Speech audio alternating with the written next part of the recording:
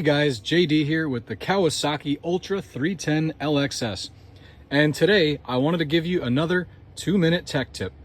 So just like on the previous generation Ultras, the new Ultras utilize an Immobilizer key that looks like this. This one I've got tethered on to my handlebar with an orange cord like this so I don't lose it. And basically, for those of you who are new to the ski or even veterans looking to upgrade to the new 310s, the Immobilizer is now in the handlebar rather than in the glove box like on the previous generations. So I've been asked to do a video on this because a bunch of new owners are confused sometimes by the key. So I'm going to move my handlebars down just so you can see the display. So basically, when you want to start the ski, the first thing you need to do is insert the Immobilizer key.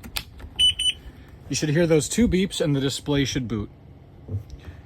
Your next step is, now you guys know I have a vest mounted safety lanyard, but this is the one that's included with the ski. And you always want that on your wrist when you're in the water utilizing the machine. So once your safety lanyard is in place, you could then start the ski using the start button here. You can see here our display is currently powered on. The electrical system of the ski is powered up, however the engine is not running. So I wanted to show you what happens when this times out. After a few minutes, the display will shut off. It'll display the Kawasaki logo and it'll shut down. The system will shut down.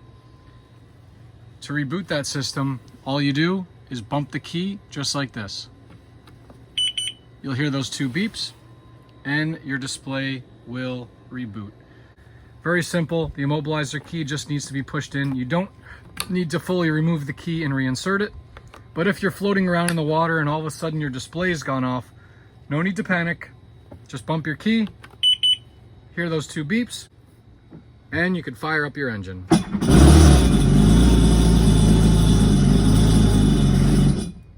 And that was another 2-minute tech tip from JD's Water World. If you enjoyed this video, remember to hit that like button and subscribe for more Kawasaki content only on JD's Water World.